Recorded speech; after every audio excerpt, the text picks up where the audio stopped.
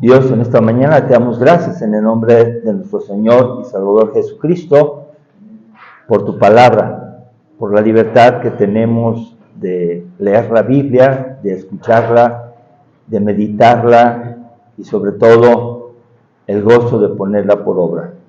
Gracias, Señor, porque tu Espíritu Santo es el único que puede convencer a los que estamos aquí, porque hemos acudido a adorarte mediante la alabanza, a servirte mediante todo lo que podamos. Y queremos, Señor, que seas honrado por cada uno de nosotros, porque eso es lo que a ti te agrada y lo mereces, porque eres omnipotente. Tú has hecho posible la salvación de todo aquel que quiera creer en tu gracia y quiera poner la fe en nuestro Señor y Salvador Jesucristo. Queremos que toques nuestros corazones acerca del mensaje del día de hoy, que nos hables, que no solamente seamos oidores, sino que seamos hacedores de tu voluntad. Y muchas gracias, Dios, porque estás con nosotros todos los días y aún no llega el fin, que podemos ver que está cerca. Pero, Señor, mientras que llega tu presencia a llamarnos a estar contigo, dirígenos en este momento para aprender. En el nombre de Cristo Jesús. Amén. Amén. El título del mensaje del día de hoy es el advenimiento de Jesús como Mesías y su misión. Jesús es un hombre de la historia y a veces no sabemos mucho de él. Hoy vamos a tratar de enseñar palabra de Dios. Si una persona dice creer en Dios pero no conoce la palabra, está muy pobre, está muy débil, está muy frágil. Entonces tenemos que conocer la palabra de Dios y la tarea la tenemos en casa y también en la iglesia y en todo lugar. El título del mensaje es el advenimiento de Jesús como Mesías y su misión. La palabra advenimiento en el cristianismo se aplica a la llegada de Jesús como el Mesías anunciado. Es el cumplimiento del plan de Dios para la redención de la humanidad caída por el pecado. Advenimiento significa llegada o venida. Si lo viéramos en la cultura general de otros países, dirían el advenimiento del rey Enrique IV, que es decir, la llegada al trono de un rey. Jesús llegó también para ser Mesías y en este tiempo de diciembre le dicen tiempo de Adviento, o sea, el tiempo próximo a la venida de Jesucristo. ¿Por qué vino? ¿Cómo vino? ¿Qué hizo? ¿Qué sucedió? Es una tarea que tenemos que conocer. En la actualidad, los hechos, el significado y los beneficios de la venida de Jesús son desconocidos por muchos. Repito, en la actualidad, los hechos, el significado, los beneficios de la venida del Señor Jesús son desconocidos por muchos. Miren, algo que tenemos que cuidar es no solamente ser congregantes. Alguien que llega, se sienta, le gustan los cantos o no les gusta, no, eso no. Y también se pone a escuchar la predicación y bueno, se distrae. No. Tenemos que escuchar el mensaje y llegar el día de hoy específicamente a conocer el significado del advenimiento de Jesús. Si se fijan, no estoy usando la palabra Navidad. La palabra Navidad significa nacimiento de Jesús. El advenimiento es algo que estaba predicho que iba a pasar y llega Jesús y lo cumple. Entonces, en esta época, pónganse a pensar tantito, las personas la utilizan para vender más. En este tiempo se vende mucho. Los salones están agotados, todos están rentados, el consumo de bebidas está también muy aumentado, las tiendas las rellenan de juguetes, de ropa, las tiendas ahora sacan a la calle para que casi te tropieces con ellas y tú digas, me quedo con lo que tiré. lo compro. El tiempo de advenimiento de Jesús es un puro negocio. Un negocio que deja mucho dinero a algunas personas, sobre todo a los comerciantes que venden, ¿verdad? Todos ganan. Y muchas personas no se dan cuenta que están perdiendo cuando otros ganan. El número de accidentes también se multiplica, el número de intoxicaciones alcohólicas también se multiplica, los hospitales se empiezan a llenar. Y fíjense algo muy curioso. El mero día están los hospitales a veces casi solos, porque pareciera que se esperan accidentarse un día antes o un día después. Pero sí es algo muy curioso que la época es para disfrutarla, así lo toman las personas, aumentan las convivencias y en todos esos lugares no está Cristo. No es Jesucristo el invitado principal, ni como Salvador ni como Señor. Y la iglesia tiene la misma atracción porque estamos en el mundo, sí es cierto, y nos van a invitar, y nos van a decir, hoy te invito, tú eres mi buen amigo, mi buena amiga, y a veces sin querer ahí vamos, y a veces hacemos lo que ellos hacen, o nos sentimos incómodos nosotros con ellos, o también ellos con nosotros. Esas reuniones son realmente sin Cristo. ¿Y por qué digo sin Cristo? Porque lo que hacen es el placer carnal, nada espiritual. Y si a alguien se le ocurre, vamos a hacer una oración, quiero dar gracias a Dios por esto, por Jesucristo, le dicen, cállate, no estás en el templo. Eso hablo en el templo, cuando veas el templo. No te invité a eso. Enfréntenlo, háganlo y prueben para que muchas personas tengan la oportunidad de conocer a Jesús. Hoy compartiremos la enseñanza acerca del advenimiento de Jesús como Mesías y su misión. Vamos a seguir el bosquejo de 4 puntos con base en el Evangelio de San Mateo. Y San Mateo, Mateo es el nombre romano, Mateo es romano, y Leví es el nombre hebreo.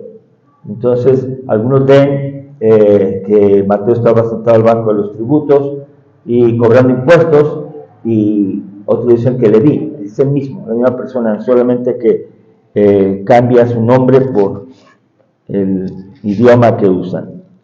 Bueno, Mateo del 1 al 17 está la genealogía de Jesús aquí, y cuando hablamos de las genealogías de Jesús, una está en Mateo y la otra está en Lucas capítulo 4.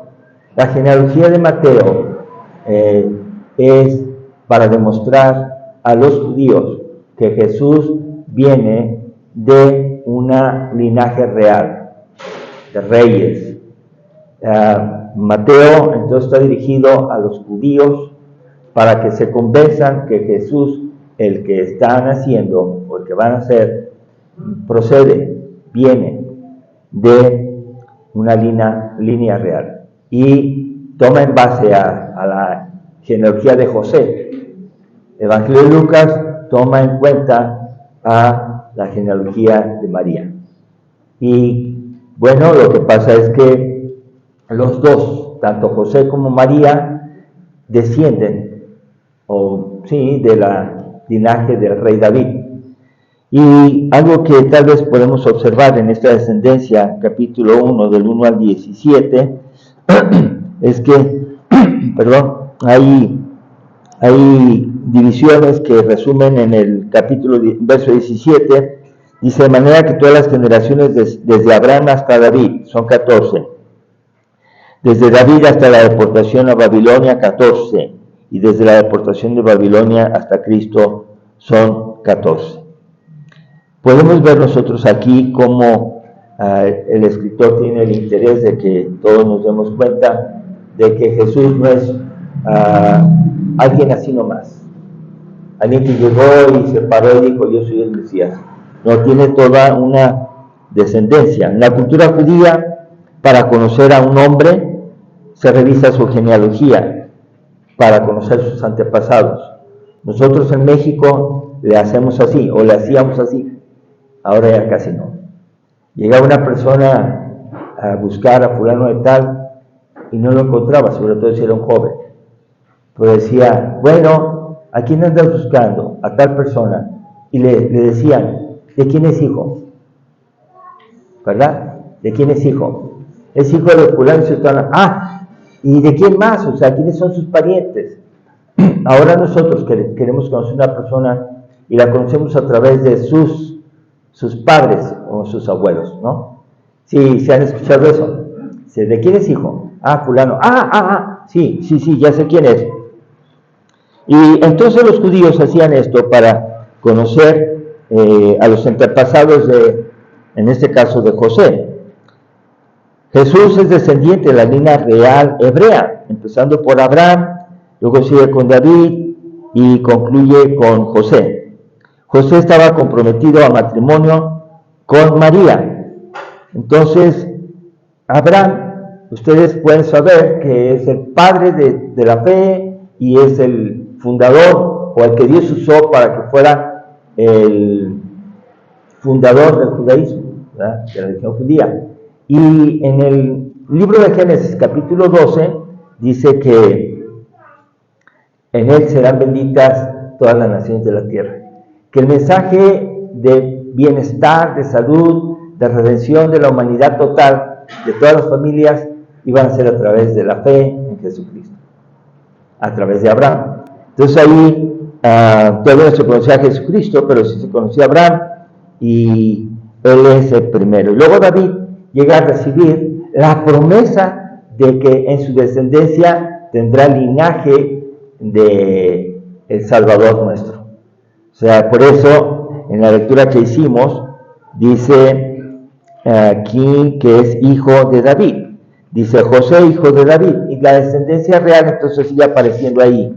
Bueno, José estaba diciendo que estaba comprometido en matrimonio con María. ¿Qué quiere decir esto? Estaba desposado. Tal vez entre nosotros ya hay algunos desposados, o vamos a decir que ya hicieron el compromiso de matrimoniarse, de casarse. Tal vez hay, no sé. Pero en el caso de ellos era sin compromiso total. Es decir, José y María habían adquirido el compromiso de casarse y entonces era un periodo de un año que estaban ellos conviviendo. Inclusive la mujer se iba a hacer a vivir con la familia del esposo. Y allí empezaba a comportarse y era observada por todos. Y era una situación que ya no había reversa. Ya se tomaba el compromiso como matrimonio, ¿verdad? Esto no lo hacemos nosotros. Bueno, al menos yo no lo hice. Pero bueno, lo que vemos aquí es que hay un compromiso tal que tenemos que recordar en la lectura que vamos a hacer ahorita enseguida. Muy bien. Ya en Mateo 18, 1, 18 al 20, nos vamos a detener un poquito más ahí. Dice, el nacimiento de Jesucristo fue así.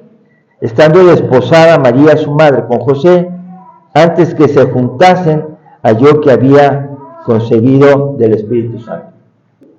Podemos ver aquí claramente que el compromiso, el desposorio, era ya para matrimonio, y antes de que se juntasen significa estaban conviviendo, pero no había relaciones sexuales. No era todavía un matrimonio consumado. Durante ese año se conocían y vivían juntos, y ya no, te digo, no había, yo no quiero, no había de eso, que siempre no, era directo hasta el matrimonio, pero esperaban un año para realizar la ceremonia ya religiosa, y entonces ahí sí, ahora sí, daban gracias por su matrimonio y ya se iban a vivir juntos y se juntaban. Cuando dice se juntaban, no es que se juntaran así juntitos, sino habla de una actividad marital, una actividad física, una actividad de relaciones sexuales. Entonces ya podían tener. Y aquí ya vemos una enseñanza clara. La Virgen María, virgen antes de casarse, después una mujer con hijos. El primogénito de ella fue, ¿quién? Jesús. Y podemos ver que no fue obra de José, porque no se juntaban. Dice aquí que se halló que había concebido del Espíritu Santo. Entonces podemos ver aquí la intervención del Espíritu Santo. O sea, es algo sorprendente. Y en la historia leía que también ha habido algunas mujeres, esposas de emperadores, que dijeron algo sobrenatural hizo que tuviera un hijo, y no le creyeron, porque había un hombre de por medio, ¿no? Pero en el caso de Jesús sí fue sobrenatural, fue el Espíritu Santo quien hizo que concibiera a Jesús. Y para esto entonces, dice el verso 19, José su marido, como era justo y no quería infamarla, quiso dejarla secretamente. Yo me hacía preguntas, ¿cómo es que la quería dejar y no infamarla? ¿Cómo era posible? Bueno, José su marido, ¿se dan cuenta que ya está comprometida para matrimonio? O sea, ¿se dan cuenta? Dice su marido, no dice su prometido, no dice su desposado. Decir desposado era igual a ser casado. Entonces dice que José su marido, como era justo, una característica a aprender los esposos de ahora, los jóvenes ahora que se quieren matrimoniar, aprender de José, como era justo y no quería infamarla. No la quería infamar, ¿por qué? Porque tenía una dificultad emocional José.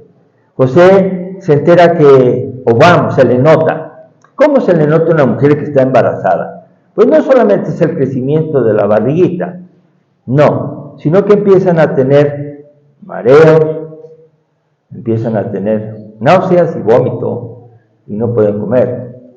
Y es notorio. Más aquellos tiempos que no había más que la medicina clínica, la observación. Ahora hay laboratorio, ¿no? Y ahora se han dado la tarea de ir a consulta porque trae una gastroenteritis y es una mentira, es un embarazo. Y los médicos, para quitarse de eso, mandan a hacer un examen. Y ahí descubre que está embarazada, que no trae ninguna infección, ¿verdad? Y hay mamás que no se las creen y se las sospechan muy bien. Pues en ese tiempo que no había laboratorio, José se dio cuenta. María está embarazada. La pregunta es, ¿de quién? ¿Se dan cuenta? Pongámonos en el lugar de él. Está embarazada y yo no fui. ¿Quién fue? José todavía no sabía que era el Espíritu Santo. Y entonces él dice, como era justo, no quería infamarla, no quería decirle a nadie. Entonces quiso dejarla secretamente.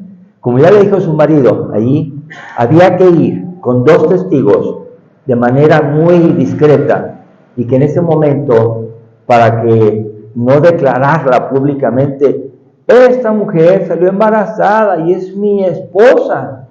Ya, falta nomás la ceremonia civil, religiosa, para que no la apedrearan. Fue con 2 personas, y una de las salidas era, como siempre salías en las leyes, 2 testigos decían que le iba a dejar y le daban una carta de divorcio. Entonces José dijo, pues vamos, te voy a dejar. Voy a ir con 2 testigos y legalmente te voy a dar la carta de divorcio y te vas. O me voy, más bien, me voy, te dejo. Iba a hacer eso secretamente, y él estaba pensando en esto, cuando aquí un ángel del Señor le apareció en sueños y le dijo, José, hijo de David, José, hijo de David, de la descendencia real, del rey David, no temas recibir a María, ¿qué dice? Tu mujer. O sea, vean que en nuestra vida actual, el ser novios es a veces un juego. Tienes uno, no tienes otro, y luego otro, y luego otro. Eso no es agradable a Dios. Si vas a relacionarte con una persona, tiene que ser así con José. Vamos derechito al matrimonio. Por eso no te voy a dar mi palabra ahorita. Por eso no te doy más permisos de nada. José estaba en esa condición por María, sin tocarla, sin tener relaciones. Contrario a lo que la sociedad actual dice, tengamos vida marital y si coincidimos o tenemos afinidad, nos casamos. Eso es una perversión de la enseñanza del matrimonio. Y si hay jóvenes aquí en la iglesia que lo hacen, mejor no lo hagan. Si se dicen cristianos. Si no son cristianos, arrepiéntanse.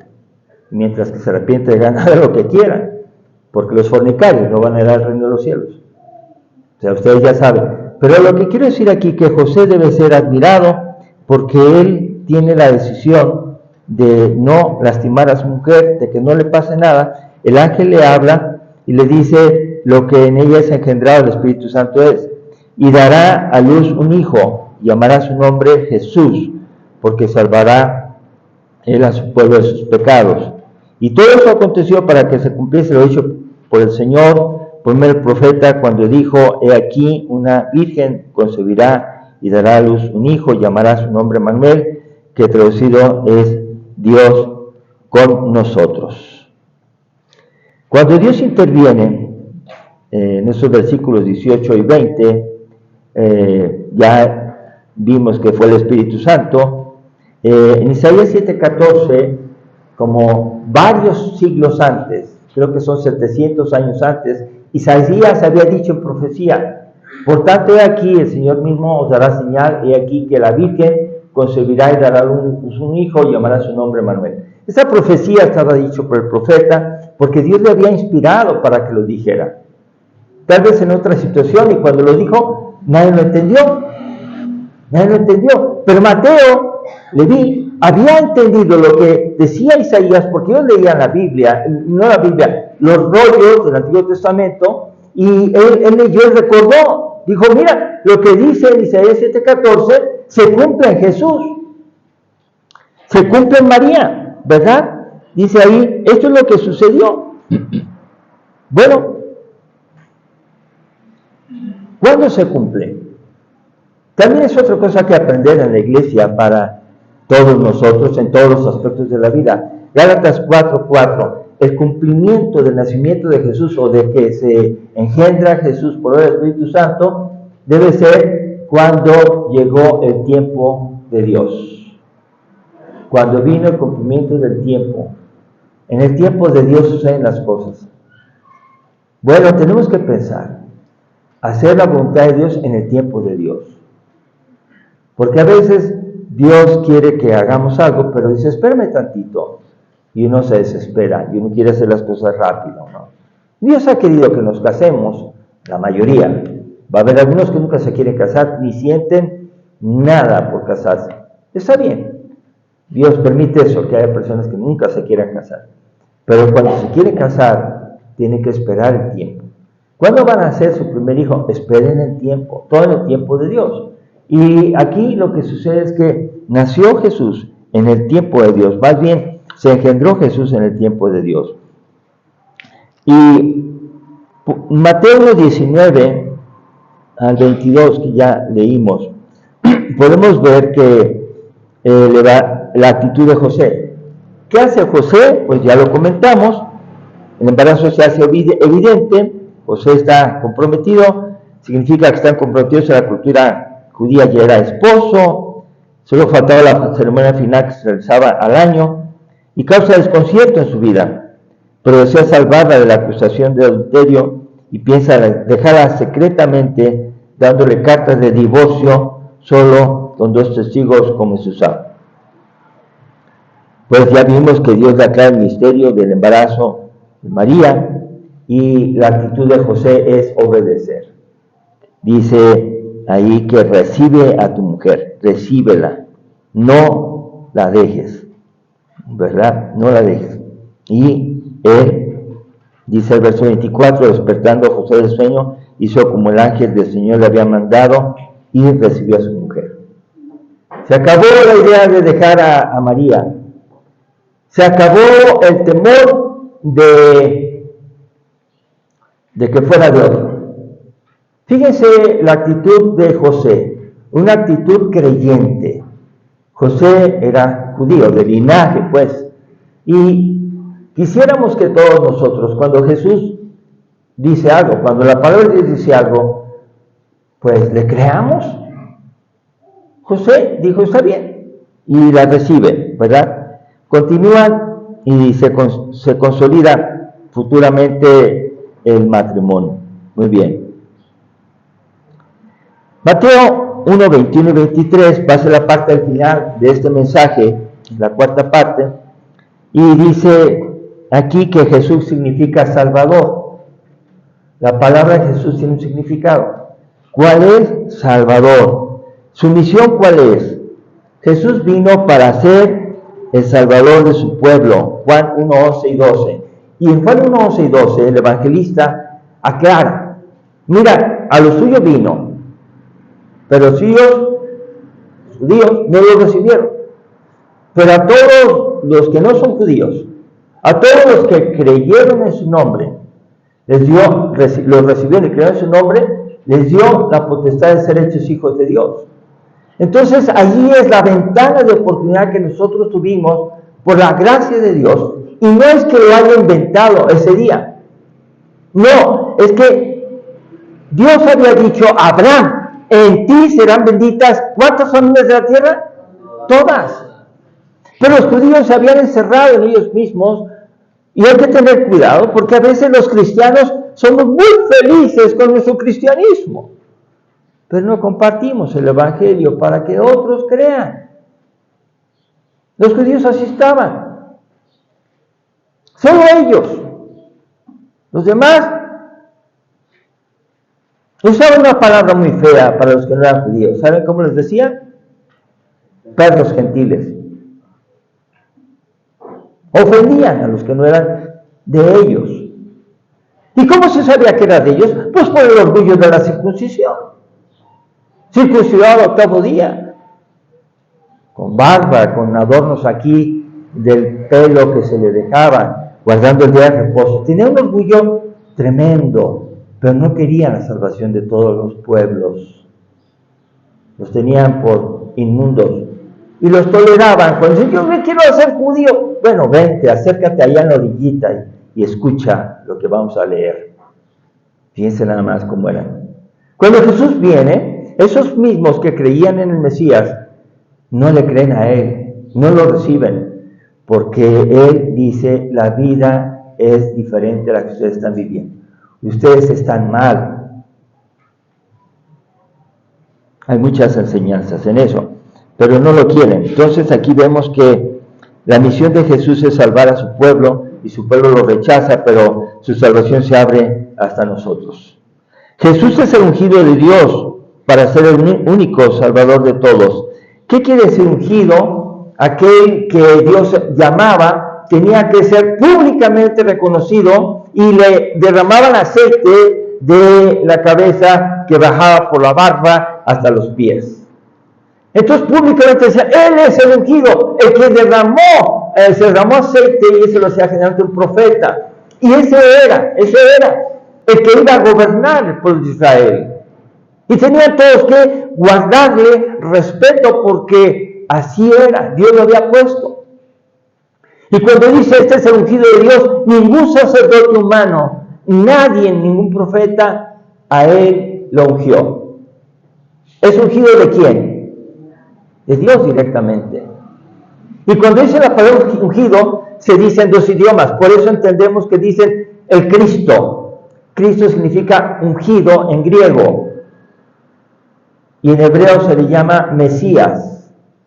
Cuando dices Mesías, estás diciendo ungido en hebreo. Y cuando dices Cristo, estás diciendo ungido en griego. Entonces, cuando dice uno la palabra Jesucristo, está diciendo uno el Salvador ungido por Dios. Bueno, también dice aquí en el verso número 23 que llamará su nombre Emmanuel, que traducido es Dios con nosotros. Entonces ya estaba dicho, no solamente va a ser un ungido, sino que va a ser Dios mismo habitando entre ustedes. Y eso lo dice el Evangelio de San Juan también, capítulo 1, verso 1. Juan 1:1 dice, en el principio era el Verbo, y el Verbo era con Dios, y el Verbo era Dios. Entonces aquel Verbo se hizo hombre, verso 18, y habitó entre nosotros. Aquel Verbo, Jesús, aquel que estaba en el principio y que es Dios, habitó entre nosotros, verso 18, y ahí pudimos ver su gloria. Gloria como del unigénito del Padre.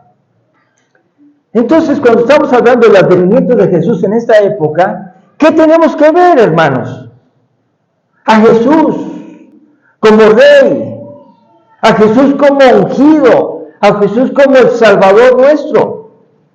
Si solamente nos emocionan las vacaciones que disfrutamos por los días festivos, y curiosamente hasta los ateos las disfrutan, ¿verdad?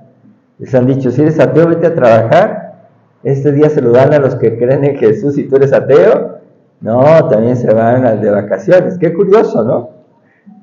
Somos ateos cuando nos conviene. Aquí vemos claramente que Emmanuel significa Jesús es Dios con nosotros. Entonces, cuando tú estás creyendo en Jesús, estás diciendo, Jesús está conmigo, Jesús está aquí, Dios se hizo hombre, hizo historia, lo mataron, pero resucitó, está sentado a la diestra de Dios Padre y va a venir otra vez. Y viene por mí, viene por ti, y viene por todo aquel que ha creído en Él. Bueno, la salvación es de Dios. Necesitamos ese Salvador. Dice, salvará a su pueblo de sus pecados, y como su pueblo lo rechazó, nos salvará a nosotros también de nuestros pecados. ¿Cómo nos identificamos con los pecados? Miren, seas quien seas. Inclusive algunos dicen, yo soy sobrino de un sacerdote. Bueno, le diría uno en estos tiempos, ¿y eso qué? ¿O a mí qué? O sea, ¿en qué te beneficia?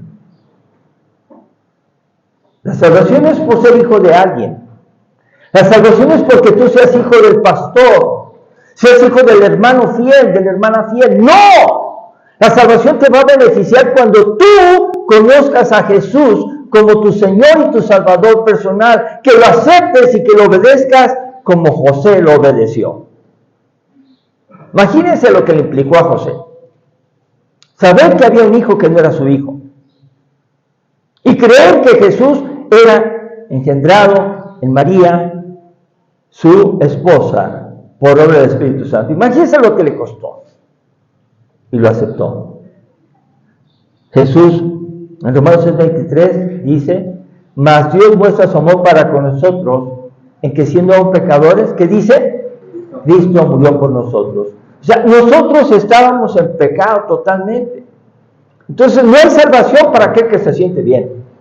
No. A veces uno va a compartir el Evangelio y las personas dicen, ve cuéntale a aquel que está en las drogas, ve cuéntale a aquel que roba, ve cuéntale a aquel que está en el narcotráfico, ve cuéntale a aquel. No vengo a contarte a ti. ¿A mí para qué? Yo estoy bien. Inclusive si nos dijeran a nosotros, Cristo vino a salvarte, pudiéramos contestar orgullosamente y decir, sí, ya lo sé. La pregunta sería, ¿y cómo lo demuestras? ¿Cómo vives? ¿Cómo está tu familia? ¿Cómo estás en tu trabajo? ¿Cómo estás en tus comunicaciones que haces a través de tus estados?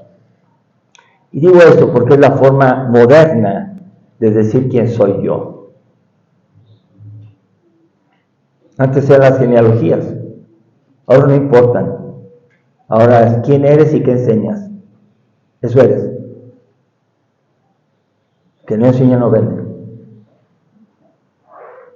Podemos ver aquí que Jesús vino a salvarnos de conductas de pecado que ahora nosotros justificamos. No está mal.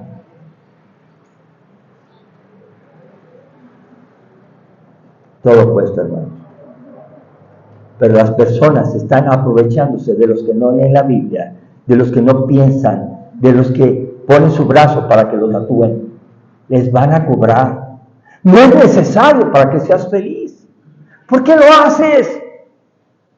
Así se está usando. Sí, se está usando que te saquen dinero ahorita por eso, luego por unos pantalones rotos, y después te saquen dinero por unas cejas postizas, y después te saquen dinero hasta decirte que eres una mujer encerrado en un cuerpo de hombre y te haga la cirugía que te va a costar mucho dinero.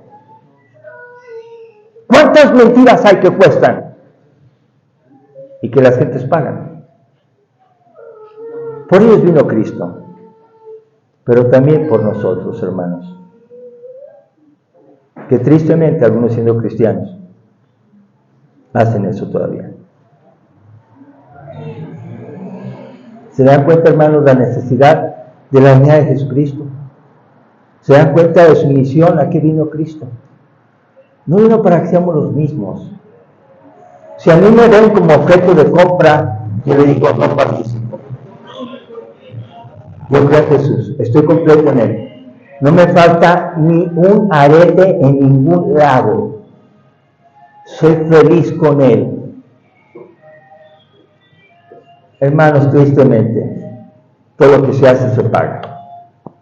La palabra de Dios entonces nos enseña que la salvación de Dios es la misión más importante para una sociedad que está embelesada en el comercio y en la Navidad. Y nos libra, y eso es otra verdad muy importante que quiero avanzar. Juan 8, 31 y 32. Una realidad presente. En el pasado Cristo murió por nosotros. En el presente Cristo nos liberta, tal como lo expliqué. Juan 8:31 dijo entonces Jesús a los judíos que habían creído en Él, que se habían convertido a Él: si vosotros permanecéis en mi palabra, seréis verdaderamente mis discípulos y conoceréis la verdad, y la verdad os hará libres. ¿De qué te hará libre? De eso que acabo de platicar. No vas a ser objeto de negocio, de nadie. Tú estás completo en Cristo. Te ofrezco, no quiero. Estoy bien con Cristo. Y en el futuro, también en el futuro hay una bendición de aceptar a Cristo, de seguirle, que está en San Juan 5:24. De cierto les digo, el que oye mi palabra y crea que me envió, tiene vida eterna. Y en el futuro no irá a la condenación, mas ha pasado de muerte a vida. Entonces, que Jesús venga es para un beneficio presente, pasado, presente y futuro. No te angusties si no tienes para regalar. El regalo que tenemos que compartir todos es el regalo de salvación de Jesucristo. Si no te dan, no te pongas triste. Cristo te ha dado todo. Si no es en fiesta y no hay cena, no te preocupes. Él es nuestro Cordero y de Él tomamos todos para vivir. No se apresuren a tomar decisiones sociales que son un vacío y que cuestan mucho dinero. También, si quieres cenar, si quieres regalar, no está prohibido. Pero lo que está prohibido es que te entristezcas en vez de ser feliz por Cristo. ¿Está claro, hermanos? El advenimiento de Jesús como Mesías y su misión es el mensaje para este tiempo y de todos los años hasta que el Señor venga. Pueden trabajar para nosotros y vamos a orar.